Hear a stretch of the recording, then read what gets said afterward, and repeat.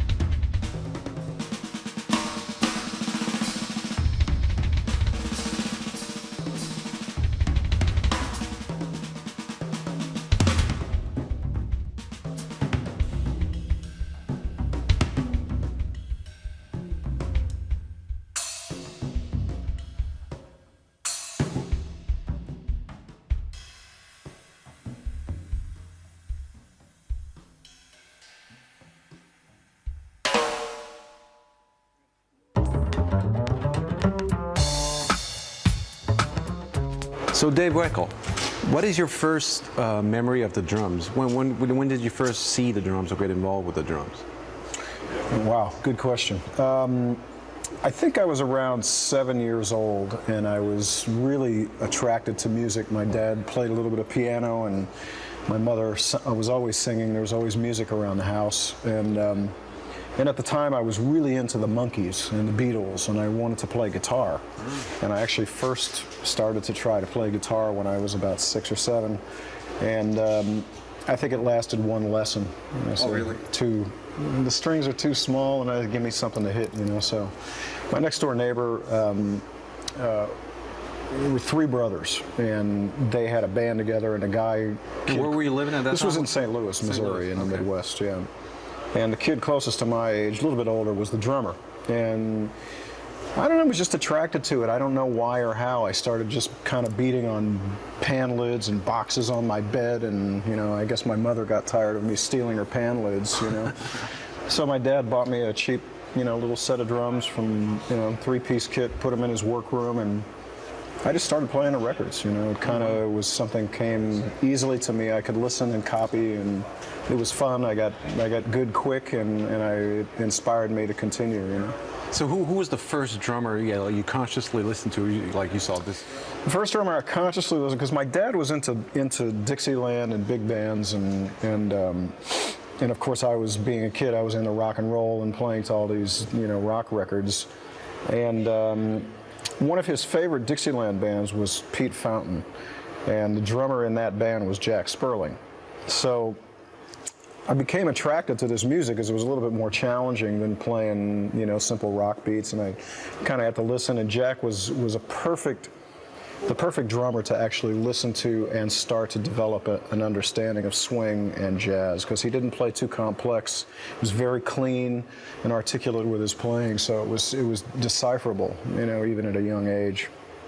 And so he was really the first one that I was like, well, wow, who is this guy? So was this the first time you actually sat down and checked out like real drumming? And yeah, like the real aspect of playing drums in more of a creative situation than a jazz situation. And I was probably, I was 8 or 9 years old when that happened. It kind of happened quickly, and then my dad and I would play together a little bit. Oh, really? And yeah. So I started to, you know, really kind of get into the jazz thing.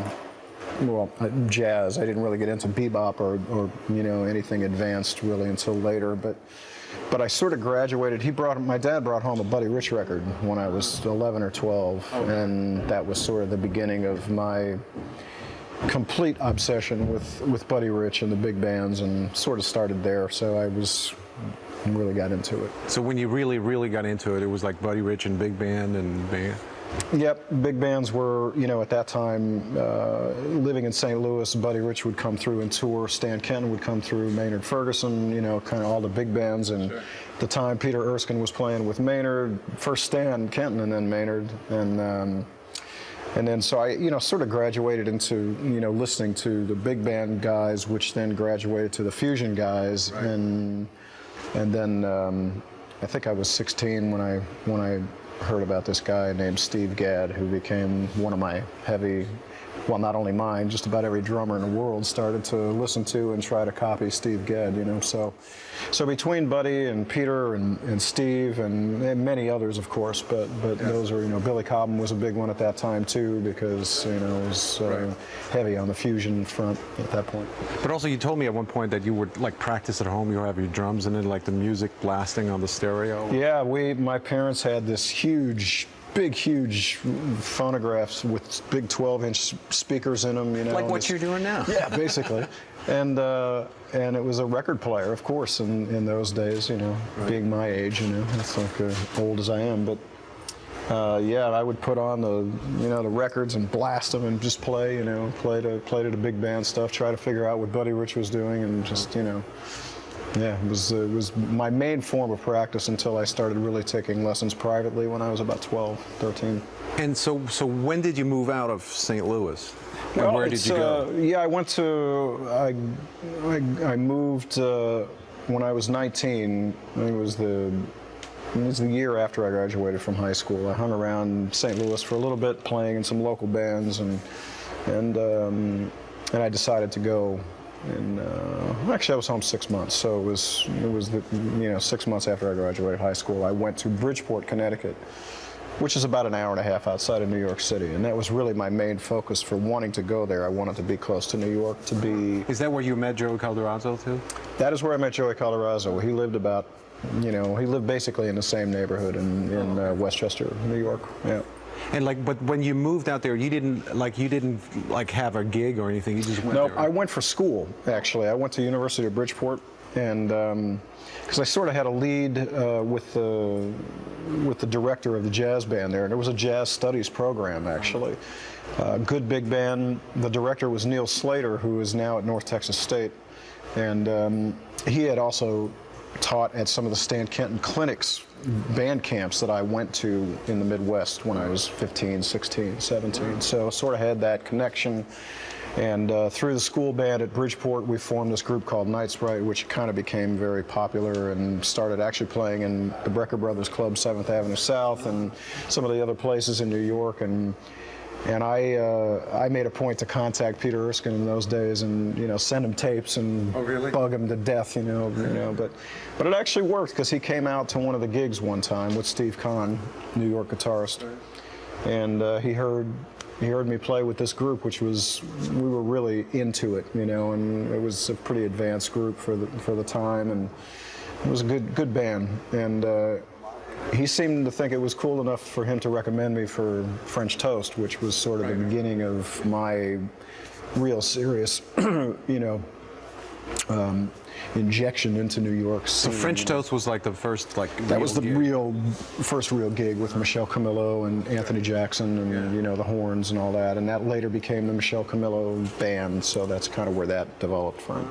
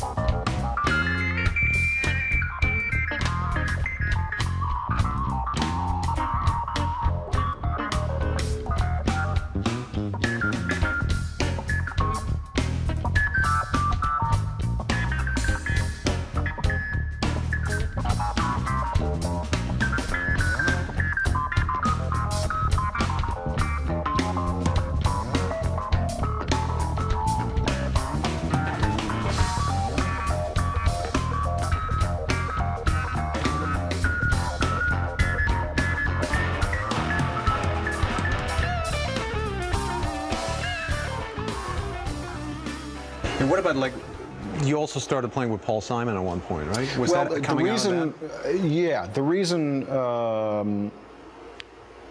the French Toast thing was first. I met Anthony Jackson, and Anthony was touring with Simon and Garfunkel at that time. And Steve Gadd, he was ill for a while and out of the scene for a while, and of course Steve was Paul's drummer basically for a long time. And Anthony, we loved playing together, and he was just recommending me for everything at that point, and he recommended me to Paul, and